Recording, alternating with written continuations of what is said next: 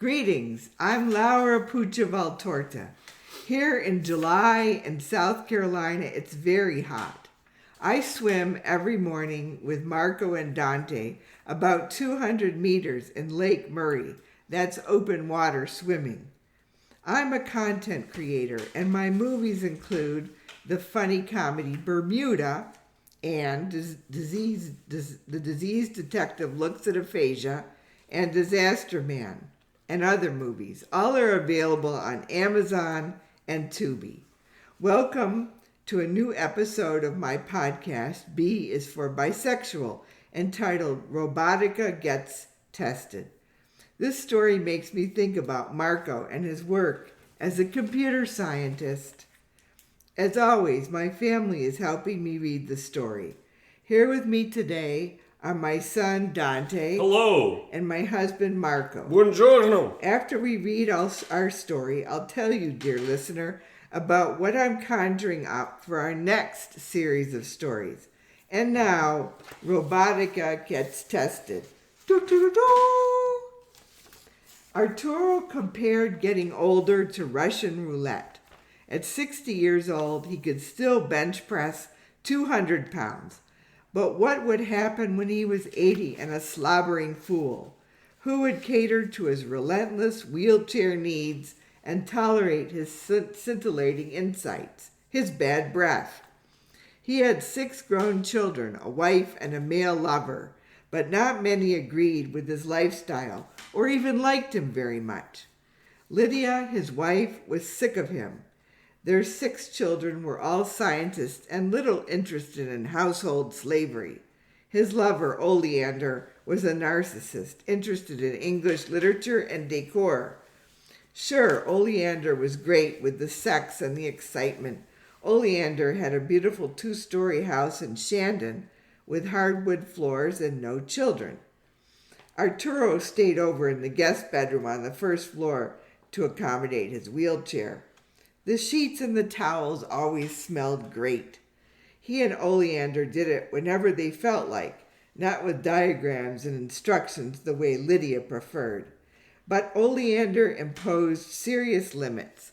Although Arturo had his own workstation at Oleander's house, Robotica, his main research project, was not allowed in the house. That tin can woman will not tell me what to do, said Oleander, crossing his arms. If you need to test out her bossiness, do it at Lydia's house. But Robotica was an important invention. Maybe she was the solution to old age and his lifestyle limitations. For Arturo, being human was overrated. Most of the people around him, potential caregivers, were so selfish. Their careers mattered a lot to them. His granddaughter, Laura, was okay, and she often assisted him in protest marches, but she had decided to enlist in the military. She was headed for boot camp. He wondered whether Laura would be around to take care of him and Lidia in their old age. That was what relatives used to be for. Now they needed machines around them to do the smelly stuff. What did people want in a caregiver? Hard to say. Arturo had very few friends, aside from the Christmas Cranks, a group of LGBTQ professors who put on plays and bought new Christmas decorations every year. He and Oleander often won the ornament competition. I need to adjust Robotica so that people like her. That will be difficult for you, said Oleander, because nobody likes you. Look at your own computer science people. Everybody in that department hates you. The computer science department should be thankful I have $5 million in grant to turn Robotica into a home health aid. You're right, said Oleander. Your research just needs tweaking. Teach Robotica to be more like Martha Stewart, and I'll buy the latest model to take care of me in 50 years. Testing was necessary. If Robotica were to get comfortable with real people or the other way around, she had to spend time with humans other than Arturo. Her sensors read people's cell phones, and she got a pretty good read on what people needed, if and when they wanted help. But not everybody wanted help. Arturo had to find somebody ignorant or weak to take Robotica in. As Thanksgiving approached and holiday terror set in, Lidia became desperate. She agreed to have a servant in the house to wrangle the children and stuff the turkey. Since she was opposed to hiring real people and Arturo loathed kitchen work, she welcomed Robotica. Maybe your robot invention will help us all get some pleasant conversation with you around the dinner table. Less sarcasm, said Lidia. I'm glad to talk.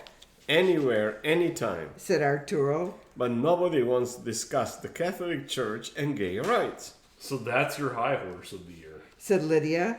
Last time it was wheelchair access to the public ice skating rink. I pay my taxes, said Arturo. I should be able to use my solar-powered electronic legs and place ice hockey anywhere I want. Lidia sighed.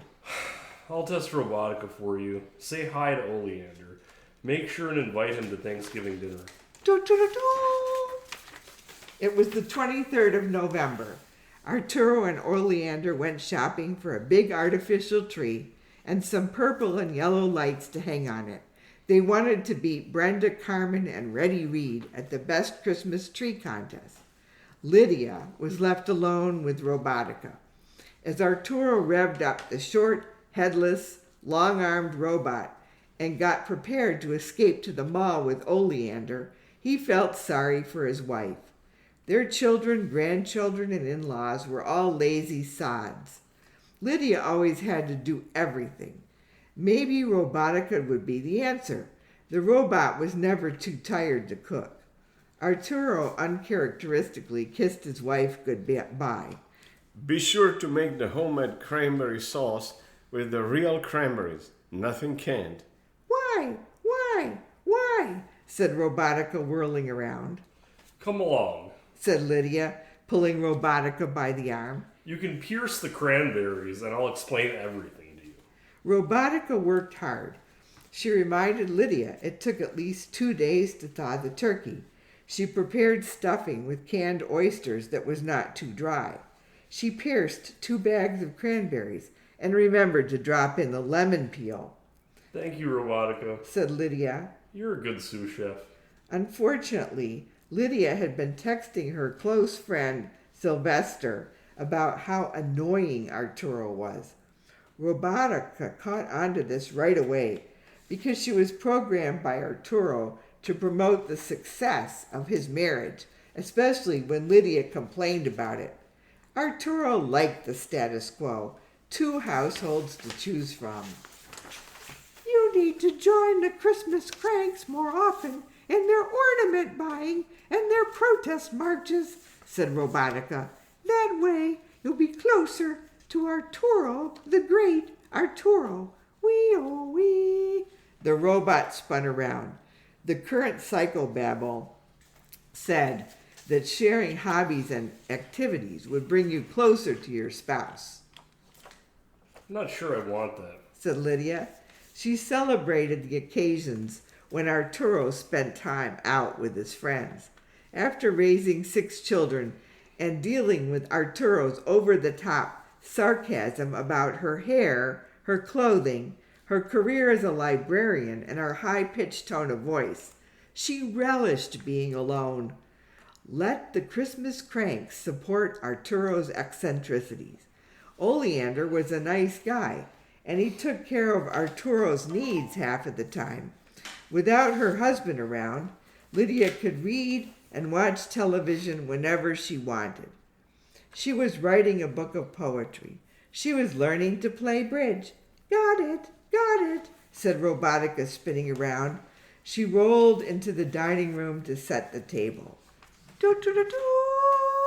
Thanksgiving was calmer than usual because Lidia was more relaxed. Robotica had prepared the turkey and 2 pies.